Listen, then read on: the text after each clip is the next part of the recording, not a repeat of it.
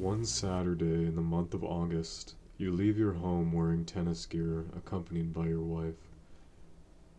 In the middle of the garden, you point out to her that you've forgotten your racket in the house. You go back to look for it, but instead of making your way toward the cupboard in the entryway where you normally keep it, you head down into the basement. Your wife doesn't notice this. She stays outside. The weather is fine. She's making the most of the sun.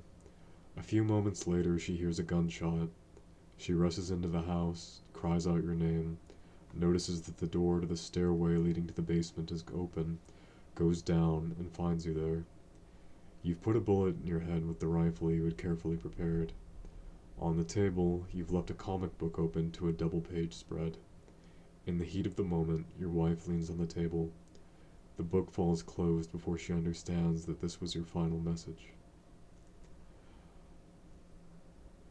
I have never gone into this house, yet I know the garden, the ground floor, and the basement. I've replayed the scene hundreds of times, always in the same settings, those I imagined upon first hearing the account of your suicide. The house is on a street. It has a roof and a rear facade, though none of that is real. There's the garden where you go out in the sunlight for the last time and where your wife waits for you. There's the facade she runs down when she hears the gunshot. There's the entryway where you keep your racket. There's the door to the basement and the stairway. Finally, there's the basement where your body lies. It is intact. From what I've been told, your skull hasn't exploded. You're like a young tennis player resting on the lawn after a match. You could be sleeping. You are 25 years old. You know more about death than I do. Your wife screams. No one is there to hear her aside from you. The two of you are alone in the house. In tears, she throws herself on you and beats your chest out of love and rage. She takes you in her arms and speaks to you. She sobs and falls against you. Her hands slide over the cold, damp basement floor. Her fingers scrape the ground. She stays for 15 minutes and feels your body go cold. The telephone brings her out of her torpor. She finds the strength to get up. It's the person with whom you had a tennis date. Hello, what's going on? I'm waiting for you. He's dead. Dead, she responds. The scene stops there. Who removed the body? The firemen? The police? Since murder can be disguised as suicide, did a forensic pathologist do an autopsy? Was there an inquest? Who decided that it was a suicide and not a crime? Did they question your wife? Were they sensitive or were they suspicious when talking to her? Did she have the pain of being a suspect added to the pain of your disappearance? I haven't seen your wife since. I hardly knew her. I met her 4 or 5 times. When the two of you got married, you and I stopped seeing each other. I see her face now again. It has remained unchanged for 20 years. I've retained a fixed image of her from the last time I saw her. Memories, like photographs, freeze recollections. You spent your life in 3 houses. When your mother was pregnant with you, your parents lived in a small apartment. Your father didn't want his children to grow up cramped. He used to say my children, although he only had the one at that point. With your mother, he visited a partially dilapidated chateau belonging to a retired colonel of the Legion who had never moved in because he deemed the place to be in too great of a state of disrepair for it to be habitable. Your father, director of a public works contracting firm, didn't seem put off by the scale of the repairs. Your mother liked the grounds. They moved in April. You were born in a clinic on Christmas Day. A servant kept 3 fires going in the chateau at all times, one in the kitchen, one in the living room, and one in your parents' bedroom, where you slept during the first 2 years of your life. When your brother was born, repairs had still not progressed. You lived in precarious luxury for 3 more years until the birth of your sister. It was after your parents had decided to look for a more comfortable place that your father announced to your mother that he was leaving her. She found a house that was smaller and less beautiful than the chateau, but warmer and more welcoming. There you had your second bedroom, which you occupied until leaving to live with your wife at 21 years of age. The little house you shared with her contained your third bedroom. It was your last. The first time I saw you, you were in your bedroom. You were 17 years old. You were living in your mother's house on the first floor between your brother's and your sister's bedrooms. You rarely left your room. The door was locked even when you were inside. Your brother and your sister have no memory of ever entering it. If they had something to tell you, they would speak through the door. No one came in to clean up, you did it yourself. I don't know why you came to open the door for me when I knocked. You didn't ask who I was. What made you guess it was me? My manner of approach? Of making the floorboards creak? Your shutters were closed. The room was bathed in a soft red light. You were listening to I Talk to the Wind by King Crimson, and you were smoking. It reminded me of a nightclub. It was broad daylight outside. Your wife only remembered later that before falling from the table, the comic book you had left open there was open. You had left there was open. Your father bought dozens of copies, which he gave to everyone. He came to know the text and the images of this book by heart. This was not at all like him, but he ended up identifying with the comic. He was looking for the page, and on the page for the sentence that you had chosen. He keeps a record of his reflections in a file, which is always on his desk, and on which is written Suicide Hypotheses. If you open up the cupboard to the left of his desk, you'll find 10 identical folders filled with handwritten pages bearing the same label. He cites the caption of the comic book as if they were prophecies. Since you seldom spoke, you were rarely wrong. You seldom spoke because you seldom went out. If you did go out, you listened and watched. Now, since you no longer speak, you will always be right. In truth, you do still speak, through those, like me, who bring you back to life and interrogate you. We hear your responses and admire their wisdom. If the facts turn out to contradict your counsel, we blame ourselves for having misinterpreted you. Yours are the truths, ours are the errors. You remain alive insofar as those who have known you outlive you. You will die with the last of them, unless some of them have made you live on in words, in the memory of their children. For how many generations will you live on like this, as a character from a story?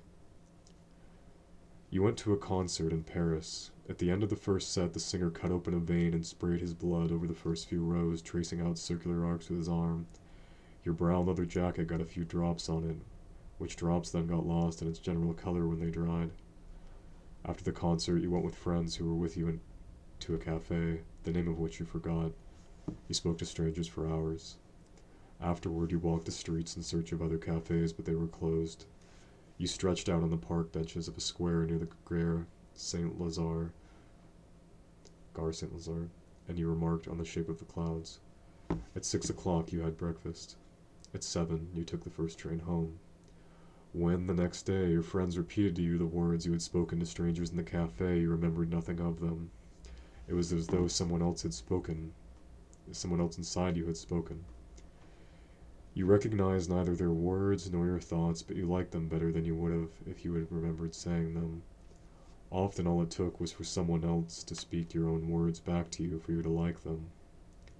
You would note down these sayings of yours that were repeated back to you. You were the author of this text twice over. Your life was a hypothesis. Those who die old are made of the past. Thinking of them, one thinks of what they have done. Thinking of you, one thinks of what you could have become. You were, and you will remain, made up of possibilities. Your suicide was the most important thing you ever said, but you'll never be able to enjoy the fruits of this labor. Given that I'm speaking to you, are you dead? If you were still alive, would we be friends? I was more attached to other guys, but time has seen me drift apart from them even without my noticing. All that would be needed to renew the bond would be a telephone call, but none of us were willing to risk the disillusionment of a reunion. Your silence had become a form of eloquence, but they, who can still speak, remain silent. I no longer think of them, those with whom I was formerly so close. But you, who used to be so far off, distant, mysterious, now seem quite close to me. When I am in doubt, I solicit your advice. Your responses satisfy me better than those the others could give me. You accompany me faithfully wherever I may be. It is they who have disappeared. You are the present. You are a book that speaks to me whenever I need it. Your death has written your life. You don't make me sad but solemn. You impair my incurable frivolity.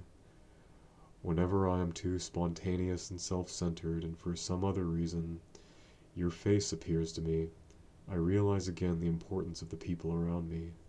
I see things from a perspective I'm rarely able to achieve. I take advantage on your behalf of things you can no longer experience. Dead, you make me more alive. You were 5 years old, and you couldn't manage to slip on a sweater. Although 2 years your junior, your brother showed you how it's done.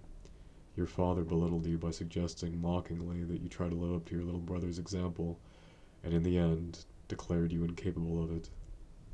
Your brother, who admired you just as much as did your father, was caught between two authorities.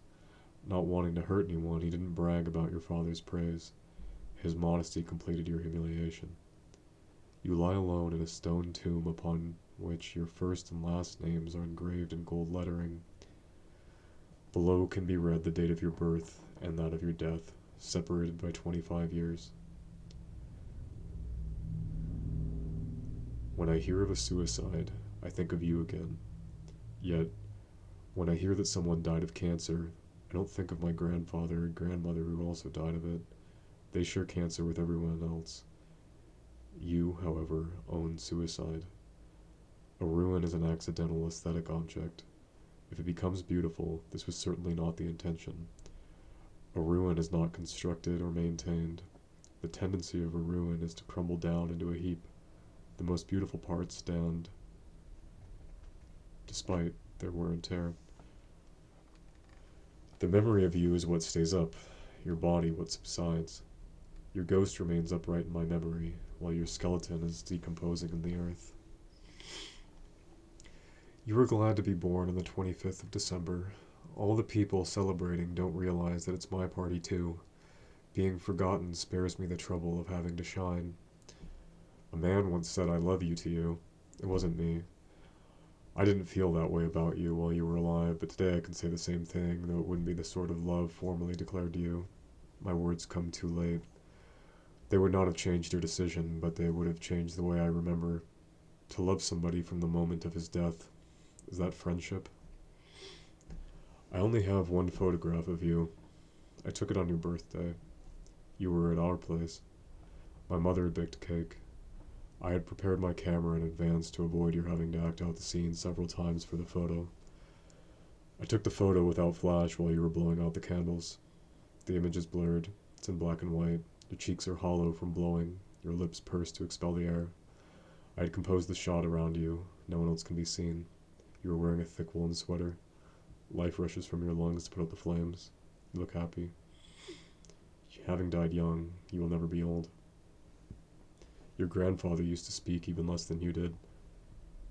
He would smile in silence while passing by with his fishing rod, walking along the trees in order to take the path that led along the riverbank that demarcated the boundary of the park, and which was where he was going to spend the afternoon. One day, when I was doing stunts on the branches above the water, my watch fell in. Years later, in the run of a dry summer, the river being low, your grandfather found it. I wound it up again. It started. You'd been dead for 2 years. A woman who was a friend of yours, whose father-in-law ran a big hotel, got you in a summer job. You were a porter and a housekeeper. I had some difficulty remembering you in a bellhop's uniform, with antique cloak and a red and black cap. Cleaning the rooms, you found some strange objects. One day, in the night drawer of a man whom you identified as the banker, you discovered a collection of homosexual pornographic magazines still wrapped in plastic and a never-used dildo. You showed them to me. You had left the magazines unopened. Were these discovered after your death? What did people make of their presence in your home? You often spoke to me about the ruin of Garnieri. Its author, Prospero Miti, didn't use to reread his printed works. He would only look at the proofs. One day, as an exception, he did reread one of them, and he realized that the order of the chapters didn't correspond to what he'd written. Since he liked the book this way, he didn't ask for future editions to be corrected. You came across this anecdote after having read the book. You never tired of rereading it to try and discover the original order. You used to take the elevator to go up. You used to take the elevator to go down, but not to go up. You used to believe that with age you would become less unhappy, because then you would have reasons to be sad. When you were still young, your suffering was inconsolable because you believed it to be unfounded. Your suicide was scandalously beautiful. One day, in winter, you set out across the countryside alone on horseback. It was 4 o'clock. Night fell when you were still kilometers away from the stud farm. A storm was gathering. It broke while you were galloping through desolate fields. The outline of the town was silhouetted in the distance in blue and black. The thunder and lightning did not frighten the beast. You were roused by the onset of tempestuous weather. You clung tight to the creature, its odor amplified by the rain. You finished the trip in soggy darkness, the horse's hooves lashing the loamy earth with each stride. You preferred reading standing up in bookstores to reading sitting down in libraries. You wanted to discover today's literature, not yesterday's. The past belongs to libraries, the present to bookstores. You were, however, more interested in the dead than in contemporaries. More than anything else, you used to read what you called the living dead, deceased authors still in print. You trusted publishers to bring yesterday's knowledge into actuality today. You didn't really believe in miraculous discoveries of forgotten authors. You thought time would sort them all out, and that it's better to read authors from the past who are published today than to read today's authors who would be forgotten tomorrow. There were 2 bookstores in town. The small one was better than the big one, but the big one allowed you to read without feeling obliged to make a purchase. There were several sales clerks in several rooms. The clients weren't spied on. In the small one, you used to feel the eyes of the owner on you. You didn't go there to discover books, but to buy the ones you had already chosen. I heard you imitate an old peasant who used to live behind your mother's house, and you condensed his polite greeting, "How are you doing?" into, "How are you doing?" You approached your interlocutor, taking him by the hand as if to greet you normally, but at the last moment you unleashed the peasant's greeting on him. You gave no sign of your intentions. You didn't repeat it for a second round of laughter. You didn't entertain on demand. You claimed to be smaller in the evening than in the morning because your weight had compressed your vertebrae. You said that the night returned what the day had taken. You used to smoke American cigarettes. Your bedroom was soaked in their sweet smell. Watching you smoke inspired the desire to do the same. In your hand, a cigarette was a piece of art. Did you like to smoke, or to be seen smoking? You used to blow perfect smoke rings, thick and dense. They would travel for 2 meters before wrapping themselves around an object and dissolving on it. I remember their trajectory at night against the light of the lamp. The last time I saw you, you had quit smoking, but not drinking. Stroking your belly, you congratulated yourself on having gained weight, though the difference was slight. You had kept your figure. Explain your suicide? No one risked it. You couldn't have been said to dance exactly, despite the music surrounding you, bodies being carried away by the whirling bass. It didn't get inside you. You used to trace out the steps, but you were mimicking dancing rather than doing it. You would dance alone. When a look crossed yours, you'd smile like someone caught off guard in an absurd situation. Your suicide was not preceded by failed attempts. You did not fear death. You stepped in its path, with outwardly desiring it. How can one desire something one doesn't know? You didn't deny life, but you affirmed your taste for the unknown, betting that if something existed on the other side, it would be better than here. When you read a book, you would return over and over again to the page headed "Other Works By." You didn't know if you wanted to read the other works, but you delighted in imagining what their titles suggested. You never read Neruda's Residence on Earth for fear that the poems in that collection wouldn't live up to their title. Being unknown, they were more real to you than they would have been had they disappeared upon reading. During the week, you sometimes thought it was Sunday. You didn't like to travel. You rarely went abroad. You would spend your time in your bedroom. It seemed useless to you to travel for miles in order to stay in a place less comfortable than your own. To think up imaginary holidays was enough for you. You used to jot down in a notebook the things you would have been able to do by following contemporary tourist trends. Watch people at prayer in an Indian temple, dive in Bali, ski in Val d'Isere, visit an exhibition in Helsinki, swim in Porto Vecchio. When you are sick of your bedroom, you consoled yourself by rereading your notes on these imaginary holidays, and you closed your eyes to visualize them. One day I asked you why you seldom traveled. You told me the story of that writer, a friend of your mother's, who obtained funding in order to spend a few months abroad. He wanted to do research in order to write a book of political fiction that would take place in an imaginary country, inspired by the real country he went to, which a dictator had brought to its knees 30 years earlier. Having arrived, he understood in a day how absurd his enterprise was. Research would be of no use to him. His imagination was everything, but he needed to make the trip in order to understand the obvious fact. His 6-month voyage was cut down to 2 days. He took the first plane home. I hadn't known you to speak any foreign languages. One day an Irish friend of your mother's came by. She did not speak French. You addressed her in perfect English.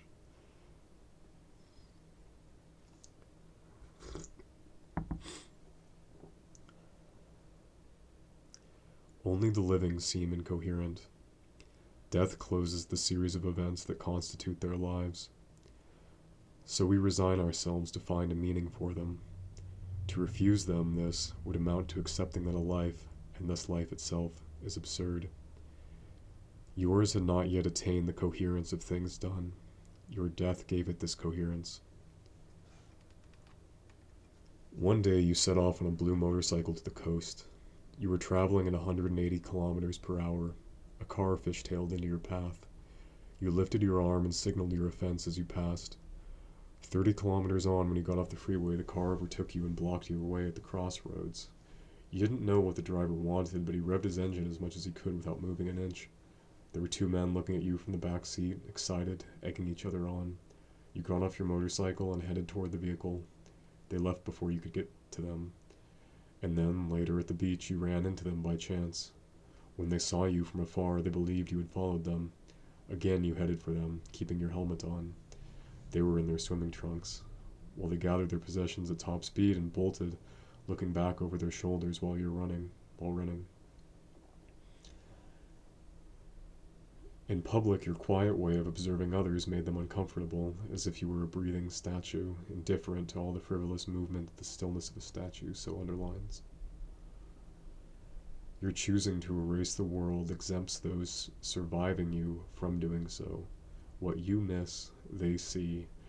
Their pains become pleasures when they think that you are no longer anything at all. In art, to reduce is to perfect. Your disappearance bestowed a negative beauty on you. In your mother's house, there were an old watchdog and some passive, useless cats. We used to repeat the old saw: feed a cat for a lifetime and it will leave you one day. Feed a dog for a day and it will be loyal for a lifetime. You were the cat and I the dog. You succeeded in the few things you undertook. The last time I saw you, you were wearing a white cotton shirt. You were standing upright with your wife on the lawn in that sunlight, in front of the chateau at my brother's wedding. You shared in the enthusiasm of the ceremony. For my part, I felt distance from it. I didn't recognize my family in this mundane get-together. You didn't seem put off by the bourgeois ceremony or by my brother's choice to have his love approved by third parties, even when these were distant third parties. You didn't have the sad and absent look you normally took on at public gatherings. You smiled, watching the people, a little tipsy from the wine and the sun, chatting on the large lawn between the white stone facade and the 200-year-old cedar tree. I often wondered after your death if that smile, the last one I saw from you, was mocking, or if instead it was the kindly smile of someone who knew soon that he would no longer partake in earthly pleasures. You didn't regret leaving these behind, but neither were you averse to enjoying them a little longer.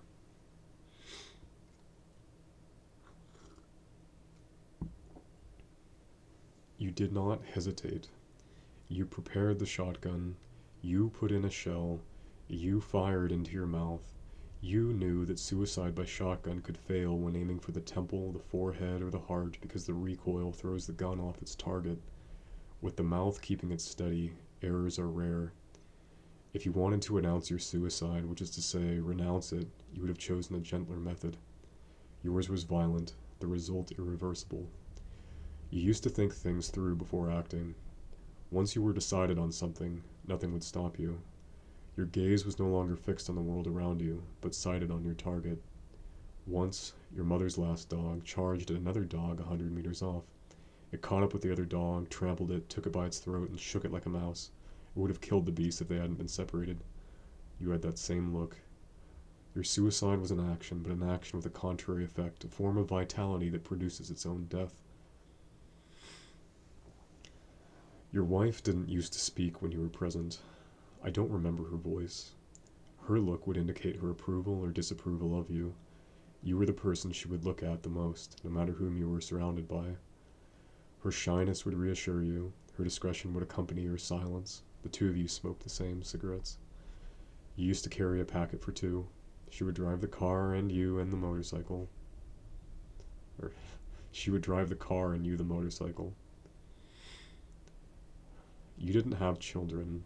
She worked. She earned money for both of you. You studied economics. She admired your theories and your language. What became of her? Has she resigned herself to your death? Does she think of you when she makes love? Did she remarry? In killing yourself, did you kill her? Did she name a son in your memory? If she has a daughter, does she speak to her of you? What does she do on your birthday? And on the anniversary of your death? Does she put flowers on your grave?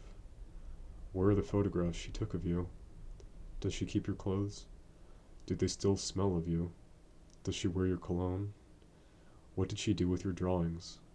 Are they framed in a room of her house? Has she erected a museum in your honor? Which men followed after you? Did they know you? Do you, through the memory of her, make the existence of a successor impossible? When you were awake, stretched out in your bed in the dark, shutters drawn, your thoughts would flow freely. They would grow obscure when you got up and opened the curtains. The violence of daylight would efface the nocturnal clarity. At night, your wife's sleep lent lucidity to your solitude. In the daytime, people were barriers, dividing you up, preventing you from hearing what you listened to at night, the voice of your brain. You monopolize my memories of sad rock music. When I hear certain songs, they are tainted with your nebulous presence. You didn't used to read poetry, but you would sometimes recite it, the lyrics, without music, of the songs you liked. Rock was your poetry. You used to say it was better to listen to rock in a foreign language that you knew poorly. How beautiful the words were if you only half understood them. What great stuff Dada would have brought to rock, if only the dates had coincided. You didn't see a psychoanalyst, but you spent a lot of time analyzing yourself. You read Freud, Jung, Lacan. You reflected on psychoanalysis, but you didn't practice it. You thought the treatment would normalize you, or banalize the strangeness you cultivated. You used to like listening to others. They trusted you. Quiet, attentive, and constructive, you helped those who placed their confidence in you more than you helped yourself. You collected phrases spoken on the street by passers-by. One of your favorites was, "A canine is just fine, but I do adore a dinosaur." You collected proper names. You framed an electoral list bringing together candidates with particularly disquieting last names. You kept the tape of the messages left on your answering machine by mistake. One of them went, "We've arrived fine, we've arrived fine, we've arrived fine," uttered slowly by an old lady in despair. We used to talk through the night, only stopping thanks to the dawn. One evening you spoke for 8 hours non-stop about Freud and Marx, and with some interspersed remarks about Kondratiev cycles.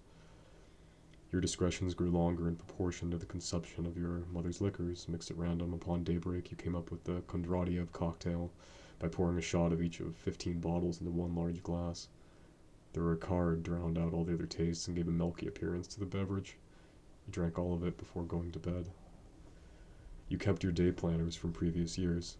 You reread them when you doubted your existence. You would relive your past by randomly flipping through them as though you were skimming through a chronicle of yourself. You sometimes found appointments you no longer remembered, and people's names written in your own hand which meant nothing whatsoever to you. However, you could recall most events.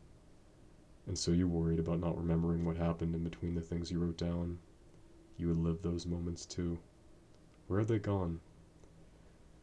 You refused to be prolific. You would do little but well, and do nothing rather than do it poorly. You knew nothing of contemporary appetites. You didn't demand to have it all at once. You liked to forego eating, drinking, smoking, speaking, going out.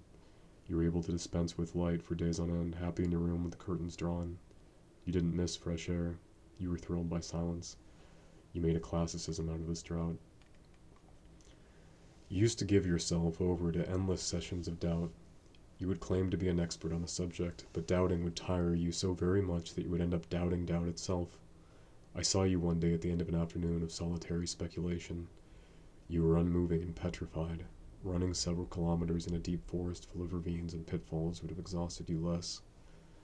You had no taste for spectacle, but choosing death demanded you choose the place, the time, and the method. In order to achieve this, you were compelled to play the director. Your suicide makes the lives of those who outlive you more intense. Should they be threatened by boredom, or should the absurdity of their lives leap out from them from the curve of some cruel mirror, let them remember you, and the pain of existence will seem preferable to the disquietude of no longer being. What you no longer see, they look at. What you no longer hear, they listen to. The song you no longer sing, they burst into. The joy of simple things appears to them by the light of your sad memory. You are that black but intense glow which, since the dying of your light, freshly illuminates the day that had become obscure to them.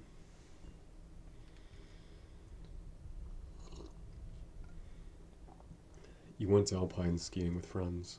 The first day you went up as high as you could to the summit of a glacier that could be seen from the ski station. Your friends came down quickly. They were cold. You stopped yourself by yourself in a small valley to look at the fresh snow that had fallen the previous day. The sun was lighting it up from behind while the wind lifted a slight film from its top layer. In this little valley, the rocks, the shrubs, and the earth were covered by an even cold whiteness. It was nighttime by day, a negative version of darkness. It seemed to you like sleeping, an ideal sleep, awake, lucid, as in your best dreams. The funeral mass took place in a small chapel opposite your mother's house. I only went inside it on this one occasion. It was a small gray building next to the road. To go in, one had to walk around the back by way of a dirt path. There was no garden, just a tree. I never heard you while you were alive pronounce the words mass or church, but you were on occasion drawn to speak of God in the sense of an abstract entity, a conversational topic, a curiosity reserved for others. It was strange to hear this priest speak of you when he didn't even know you. You used to live across the road, but he had only recently been assigned this parish. He gave you your eulogy. He said nothing true, nothing false. In his mouth, you could have been anyone. Even though he had prepared his sermon without knowing you, he appeared to be moved while delivering it as if he was speaking of someone dear to him. I did not doubt his sincerity, though I did believe him to be moved more by death itself than by yours in particular. In mid-mass, someone started breathing heavily. I couldn't see where the panting came from. It sounded like a wild animal trapped in a cul-de-sac after a long chase. Some people rose to their feet to pick your brother up and lay him out on a row of chairs. His tears had begun to turn into a panic attack. A few minutes later, while he went on sobbing, your sister also began to feel faint. She too was stretched out. Two creatures distraught by the sadness of your burial. Your mother was still upright, however. The priest, perturbed, pursued his sermon. At the exit, people didn't dare look at each other. It was as if they felt guilty. Of what? Your mother, her head lowered, came forward slowly, supporting herself on the arm of your stepfather. Your father, standing back, felt most guilty, but his guilt was your final humiliation. He appropriated your death for himself by holding himself responsible. Your taste for literature did not come from your father, who read little, but from your mother, who taught it. You wondered how, being so different, they could have formed a union, but you noted that in you there was a mixture of the violence of the one and the gentleness of the other. Your father exerted his violence on others. Your mother was sympathetic to the suffering of others. One day you directed the violence you had inherited toward yourself. You dished it out like your father, and you took it like your mother. You liked old things, but not the ones that could be found in flea markets. To know that an object belonged to others bothered you less than to be ignorant of the identity of its previous owner. The surface of your body displayed no fat to bear witness to former gustatory excesses. You were thin, muscly, sinewy.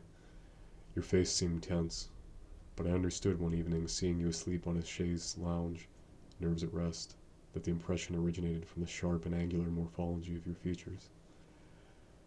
You used to speak without gesturing. When you were silent rather than your body, it was your eyes that were expressive. Your face was so rarely animated that you could incite laughter or intimidate someone simply by pursing your lips. Your life was less sad than your suicide might suggest. You were said to have died of suffering, but there was not as much sadness in you as there is now in those who remember you. You died because you searched for happiness at the risk of finding the void. We shall have to wait for death before we know what it is that you found, or before leaving off knowing anything at all, if it is to be silence and emptiness that awaits us. The way in which you quit it rewrote the story of your life in a negative form. Those who knew you reread each of your acts in the light of your last.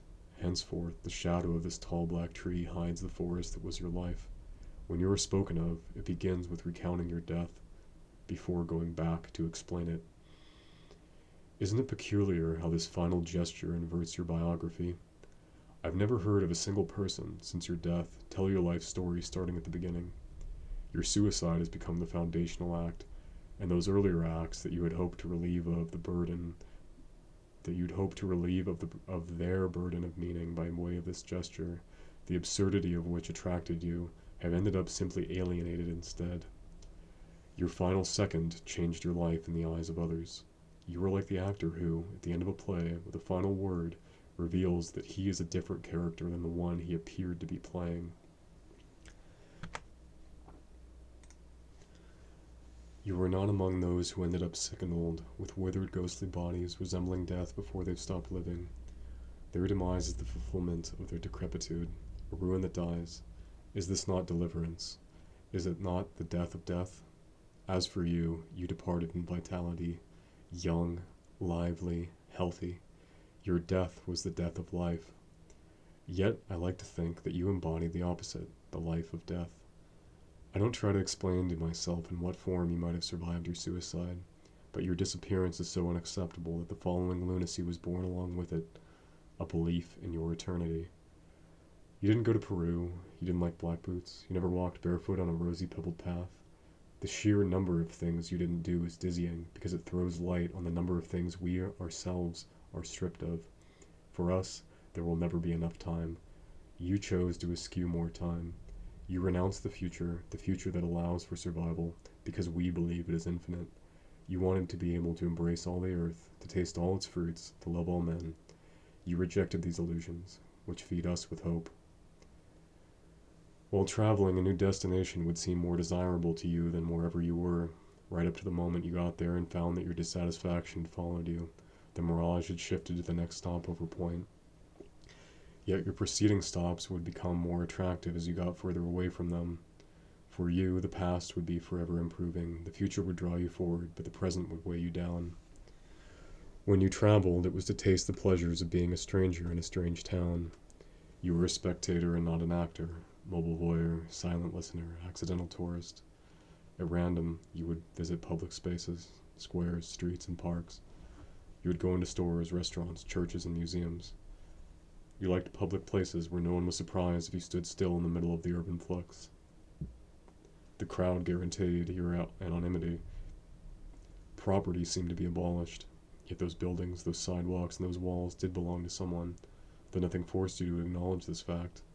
The opacity of local languages and customs would prevent you from knowing or guessing to whom it was that they belonged. You used to drift through a visual form of communism, according to which things belonged to those who looked at them. In the midst of this utopia, which your fellow lone voyagers would perceive, you used to transgress society's rules unknowingly, and no one would hold you accountable for it. You would mistakenly enter private residences, go to concerts of which you had not been invited, eat at community banquets where you could only guess the community's identity when they started giving speeches. Had you behaved like this in your own country, you would have been taken for a liar or a fool, but the improbable ways of a foreigner are accepted. Far from your home, you used to taste the pleasure of being mad without being alienated, of being an imbecile without renouncing your intelligence, of being an imposter without culpability. You wanted to treat foreign lands as though they were friends with whom you could have a tete-a-tete in a cafe as equals. When you traveled with company, the country would shrink away. Your companion would become the subject of your voyage as much as the country itself. As for group travel, the country would end up being the silent host whose presence one forgets when one does an overly timid guest, the principal subject becoming the backdrop. At the end of an amusing trip to England with a very talkative group, you decided that that was the end of adult vacation camps for you. You had gone in the company of the blind. Henceforth you would travel in order to see. You would travel alone, so as to dissolve the spectacle of the unknown, the facts behind these decisions. You no longer traveled abroad. Sitting in a cafe, a few seconds looking at passers-by would be enough for you to label them with a few incisive words. You would create an entire cruel category out of a person or detail: 50-year-old virgin, very tall dwarf, ogre in a smock, right-wing swinger, salesman with a flashy bracelet, little man on heels, pedophile accountant, hetero fag. Your company would be struck by the appropriateness of these labels, eliciting from them a hilarity far more malevolent than your own. You were neither malicious nor cynical, just pitiless. After a session of panoramic crowd gazing through the windows of a brasserie.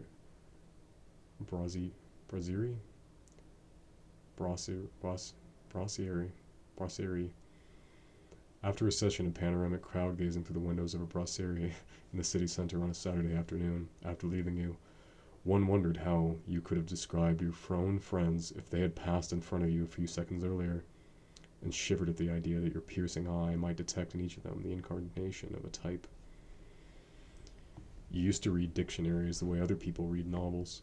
Each entry is a character, you'd say, who might be encountered on some other page. Plots, many of them, would form during any random reading. The story changes according to the order in which the entries are read. A dictionary resembles the world more than a novel does, because the world is not a coherent sequence of actions, but a constellation of things perceived. If it is looked at, unrelated things congregate, and geographic proximity gives them meaning.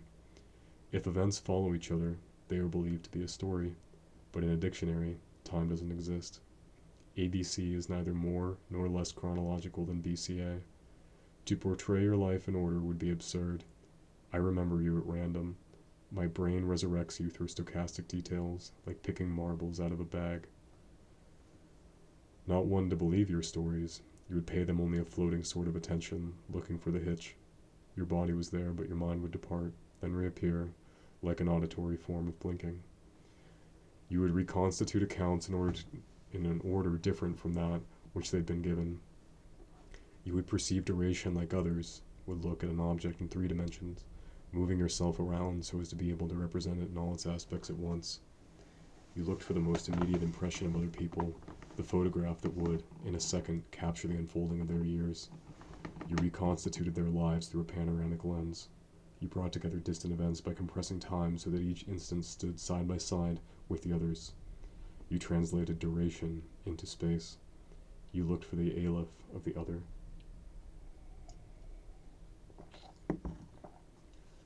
The private tennis court of a neighboring residence had been abandoned.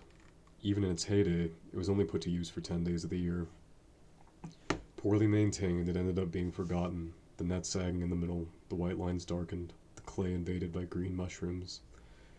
You used to see it through the thuja trees, at the end of the property's grounds, surrounded by a rusty fence, abandoned by adults, rediscovered on certain Sundays by children, similar to a haunted house where ghosts in old-fashioned sports outfits would prowl about in a broad daylight. It frightened you in the same way to see a 20-year-old vagrant or a beautiful lame girl, broken figures, half alive. Though you saw your own self-portrait in it, you did not avoid this modern ruin. Passing in front of it was like coming into contact with a memento mori. Metaphors of death troubled you, but you did not decline their spectacle. They were trials to be overcome in order to appreciate life, by remembering its opposite. You were not surprised to feel yourself ill-adapted to the world, but it did surprise you that the world had produced a being who now lived in it as a foreigner. Do plants commit suicide? Do animals die of hopelessness? They either function or disappear. You were perhaps a weak link, an accidental evolutionary dead end, a temporary anomaly not destined to burgeon again. You used to forget details. You would have made a poor witness, if asked to reconstruct the order of events preceding an accident.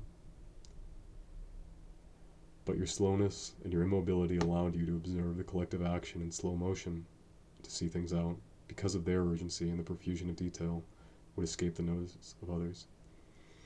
In a small provincial town, looking at a market from a hotel above it, you grasp at the crowd moving below traced a triangle that would swell and shrink in cycles, a futile observation, a useless sort of science.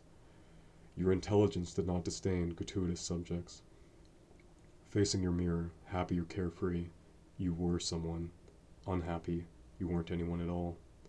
The lines of your face would fade. You would recognize what you habitually used to call me, but you would see someone else looking at you. Your gaze would sweep across your face as if it were made of air. The eyes opposite you would be unfathomable. To animate your features with a wink or a grimace would be of no help. Deprived of reason, the expression would be artificial, and so you would play at mimicking conversations with imaginary third parties. You would believe yourself to be going mad, but the ridiculousness of your situation would end up making you laugh. Acting out the roles in a comedy sketch would let you exist anew. You would become yourself again by embodying someone else. Your eyes would now rest on themselves, and facing the mirror, you could again say your name without sounding like an abstraction. You used to believe in writing things regardless of whether they were true or false. If they were lies, their traces would one day serve as evidence that could be turned against their authors. The truth had merely been deferred. Moreover, liars write less than they speak.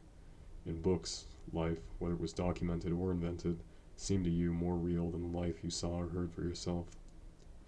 It was when you were alone that you used to perceive real life. When you recalled it, it was made weaker by your memory's points of imprecision. But others had imagined life in books. What you were reading was the superimposition of two consciousnesses, yours and that of the author. You used to doubt what you had perceived, but never what others invented. You suffered real life in its continuous stream, but you controlled the flow of fictional life by reading at your own rhythm. You could stop, speed up, or slow down, go backward or jump into the future.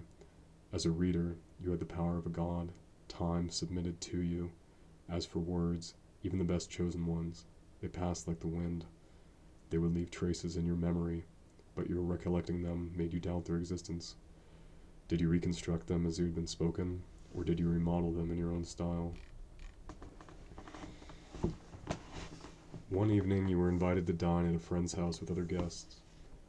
To the host who, opening the door for you on arrival, asked you how you were doing, you responded, "Badly." Disconcerted, the host didn't know what to say, all the more so because you were standing in his doorway, and because when you'd rung the bell, an enthusiastic and impatient awe from the assembly of guests gathered in the living room had resounded through the walls. The two of you couldn't simply engage there, and then engage in a brief conversation about your suffering,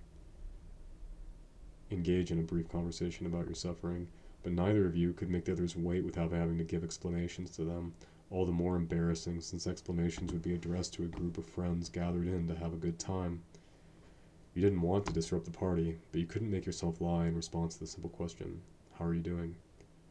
You were more honest than courteous. Even though you were capable of it, it seemed unthinkable to you to put on a show of well-being for a close friend.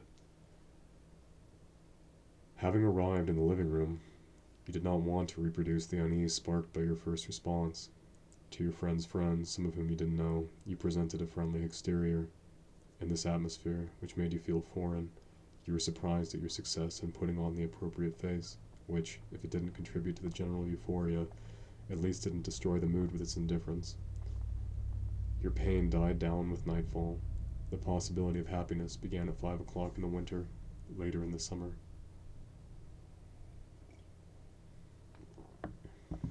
You were surprised that your state of mind could be so variable without those around you noticing.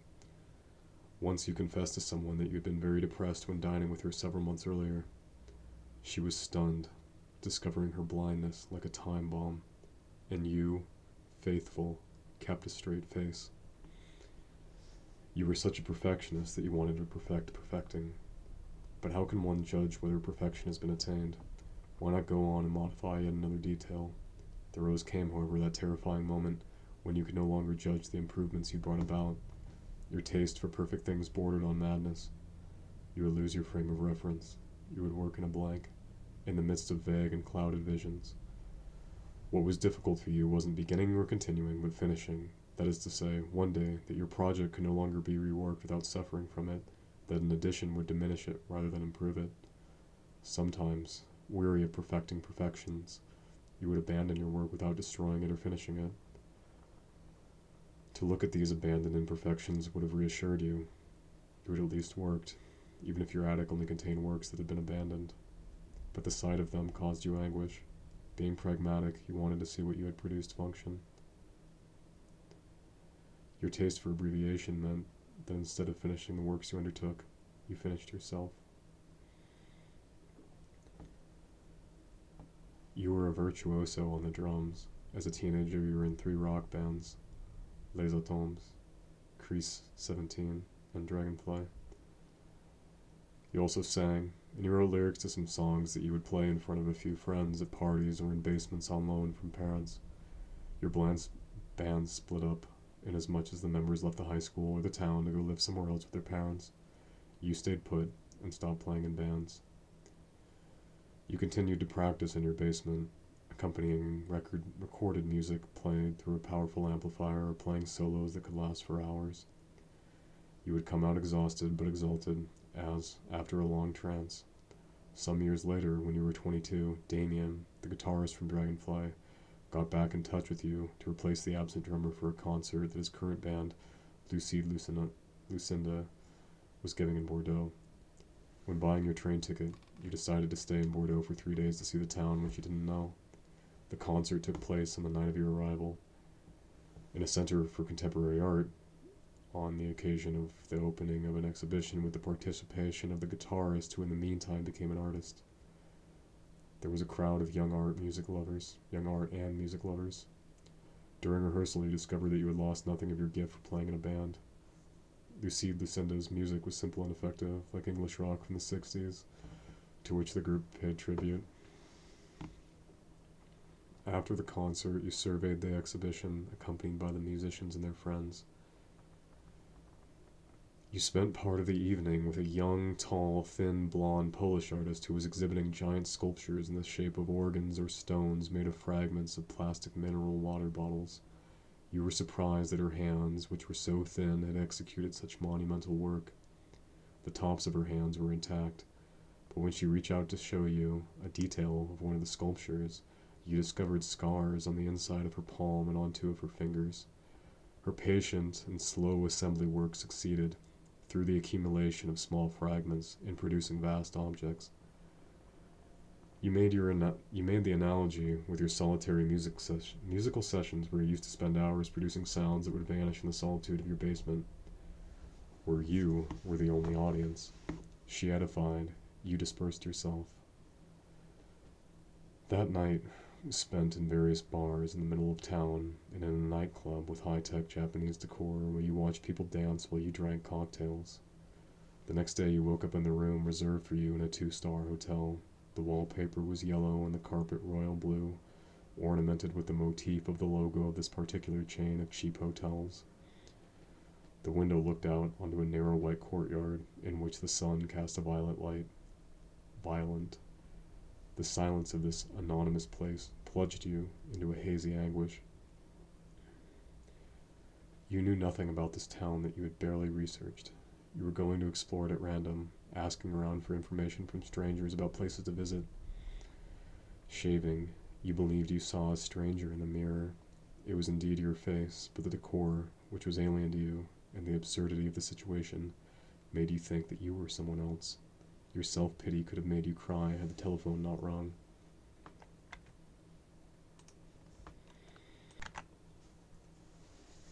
Who would be calling you? You picked up the receiver. It was your wife, who wanted to hear your news. Her voice, which ought to have reassured you, did nothing but reinforce, at a distance, your feeling of solitude. You told her that the concert had gone well, and you pretended to be enthusiastic about the idea of the 2 days of discovery afforded you. After hanging up, while you were prepared to leave the hotel, the telephone began to ring again. It was Damien, proposing you go with him to a techno music festival on the beach at Biscarros. You were tempted to follow him there in order to make the most of his company and that of the musicians. But you had decided to go see the town, and the idea of hanging out with hundreds of strangers in an atmosphere of deafening music was off-putting to you. Despite his disappointment, Damien suggested some places to go see in town. Putting down the phone, you would have regretted your decision had you not known that wavering made you suffer more than deciding did. You went out onto the street, map in hand. You were in the center of an old town. You took a big pedestrian road, which stretched out for hundreds of meters. You looked into the fashion boutiques, the patisseries, the succession of shops of all kinds. There were no surprises waiting for you in this commercial hub. You arrived at a small square dominated by the post office. Disoriented old people had beached themselves on benches.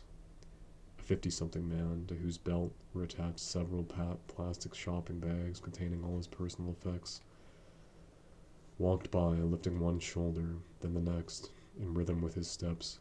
He pointed with his index finger at invisible objects and murmured incomprehensible words. Other than you, no one paid him any attention. You guessed from this that he lived in the neighborhood, and that this square was his living room. Other homeless people hung around, some sitting on the ground, others standing still, waiting for who knows what. They were indifferent to each other. The passerby didn't know they were there. They had become invisible.